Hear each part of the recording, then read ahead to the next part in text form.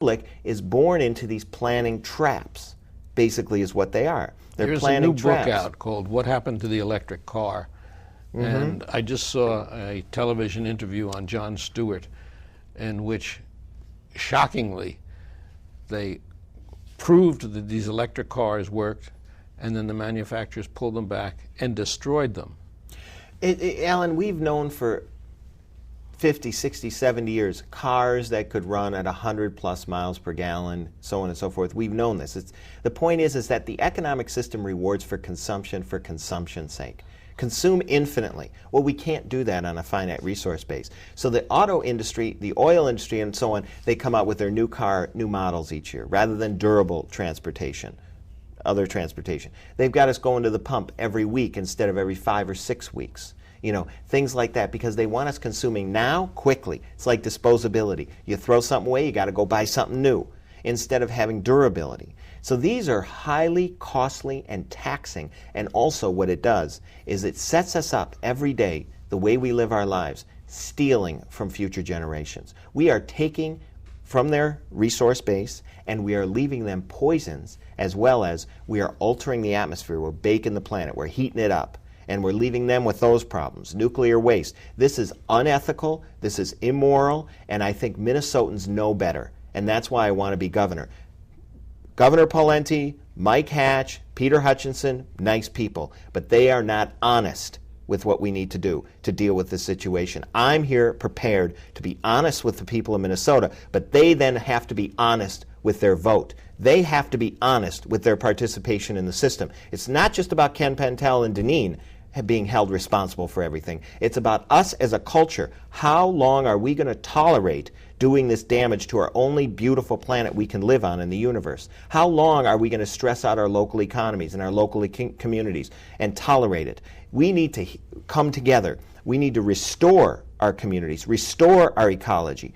That's what I offer. No other candidate comes close, but now it's time for the public to step up and be honest. Is the public ready for the Green Party? Yeah. Do you think that the public is ready? I think people are ready. We hear all the time, a vote for you or a vote for Hutchinson is taking away a vote for Hatch. Well, that's part of the dishonesty in the system. For example, the public is told, don't waste your vote, don't be a spoiler. There's a way out of it. It's called instant runoff voting.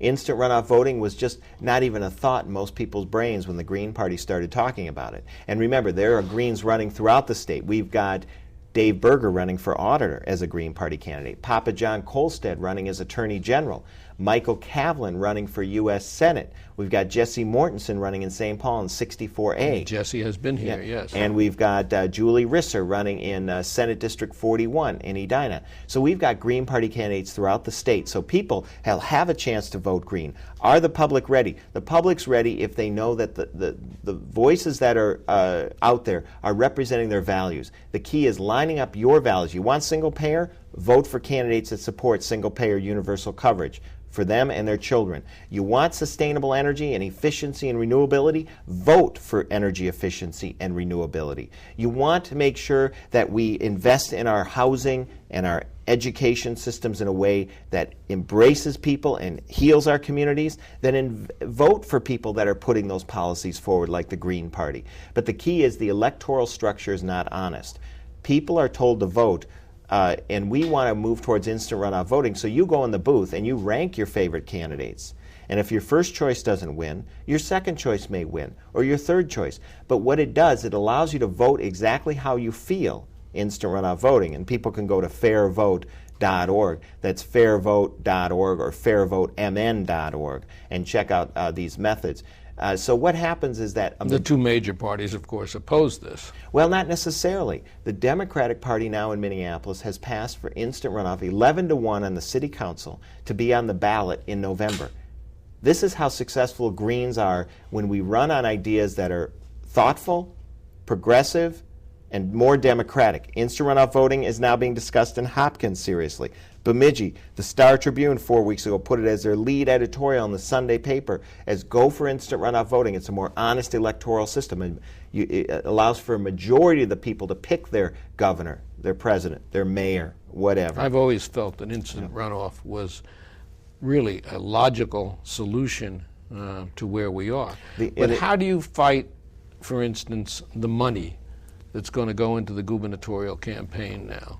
How do you get your message out when you're fighting really multi-millions of dollars that are going to be dumped into the gubernatorial campaign? Well, I think part of it is what we're doing right now. We're supporting and encouraging cable access. It's a very important part of the commons, basically, where the general public can participate in utilizing the media to express their values in where it's not being expressed right now in the commercial areas of media. The commercial industry locks out anyone who says we need to reduce consumption and live in balance on planet Earth. Generally, we're not hearing what we need to hear the last 50, 60 years on television, radio, and newspapers. Because advertising keeps them running. Exactly. Consumption for consumption's sake. Just keep people wanting. That's why a bill recently passed the House of Representatives, which would in fact take away the funding that we get in cable access, would reduce it by 80%. In fact, there's now a bill in the Senate. We're hopeful that the bill will fail in the Senate so that nothing will happen. But if the House version became law, we wouldn't be here. This place would be closed down. And that is a crime against democracy. That is a crime against the citizenry. The citizenry better start rising up. We are seeing the commons, our water, air, soil, and habitat, the common airwaves, television and radio, being privatized to the point where the general public is squeezed out and the health of our society is limited and deteriorating. What I wanted to bring up about democracy was we need to be honest, not only remove central money from the system so the system can breathe and the people can be reflected rather than the corporate money, but also we need to end instant runoff voting, which is a more honest voting system, but proportional systems. If the Democratic Party was honestly democratic, it would be about 4 or 5 political parties. It would be reflecting honestly the values within the Big Tent in the electoral arena. There'd be a farmers' party, there'd be a labor party, there'd be a teachers' party, there'd be a green type party. There'd be more honest parties reflecting people. The Republicans would be about 3 or 4 political parties. A libertarian streak, the commercial streak, the more local conservative economic streak, whatever. The point is this. When the public goes in the booth and their party gets 10% of the vote in the legislature, then they get 10% of the seats in the legislature. As is the case in other countries. Every other democracy in the world uses proportional systems. Every other emerging new democracy has picked proportional systems. It's an honest system. Right now, we're all being funneled into a centralized, commercial, corporate, militaristic political system. And it's killing the earth, literally. And the public is not given options to heal. It's killing a lot of people and also. People, exactly. Look at Iraq. And I have sat here and jousted with our congressional representative when I opposed the war. And he knew things that I don't know or didn't know. Well, the things I didn't know turned out to be false. The war has been a disaster to our economy, to the world, to world opinion, to thousands of lives and perhaps 100,000 Iraqi lives. I just can't countenance the impact that has had on us and on the world. It is. It's sad. It's not unlike many other wars that have been based on a lie, basically. I mean, the Gulf of Tonkin was a reason we got heavily into Vietnam. There's a lot of deception and propaganda. Generally, wars are based upon either controlling a region or getting access to their raw materials or cheap labor or whatever they're looking for, commercial interests, especially from the United States. Remember, the United States is producing 50% of the world's military hardware. We are in over 150 countries the United States is involved in. General Eisenhower warned us against this. And what's happened is that war is a business. The military-industrial complex that he talked about in the 50s, which have come back to haunt us, the shells that are being fired at us in Iraq, which actually Donald Rumsfeld arranged to have sold to them in the 80s.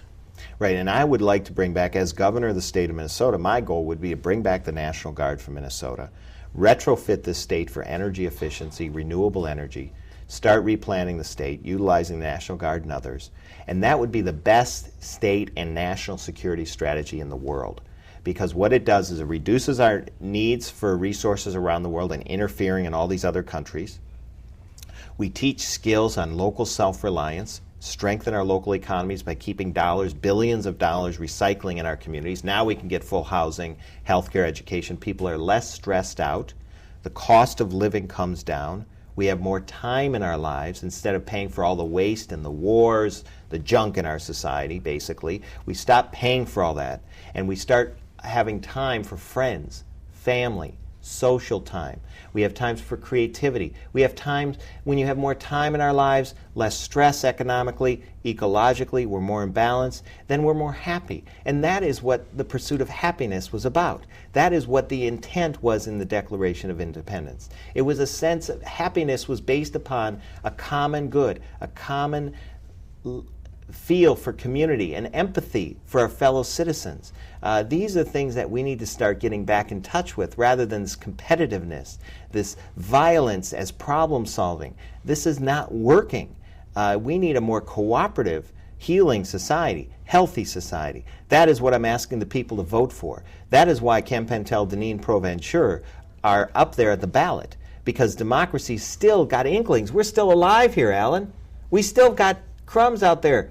And the Green Party is trying to turn that little bit into a big cake for the public, a beautiful opportunity. And that's what we're here to offer. And the public, though, has to be honest about that. If they want these things, if the public claims they want this, then they cannot live in fear of, something. They've got to live in hope of a better world. And that's what every vote is like a pebble in a pond.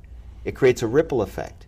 So your vote does count in that respect. And if the Green Party gets 2 to 5% of the vote, we can swing an election.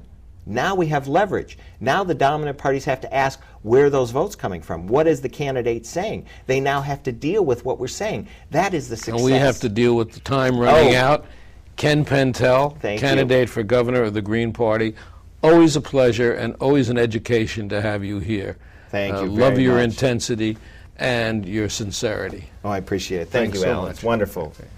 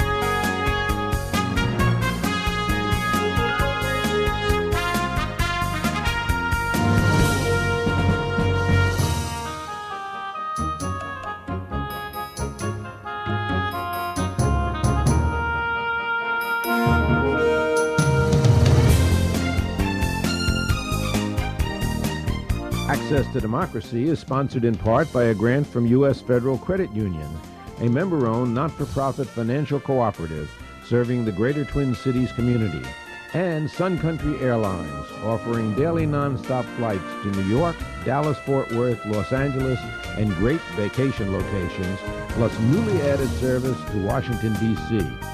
Visit suncountry.com.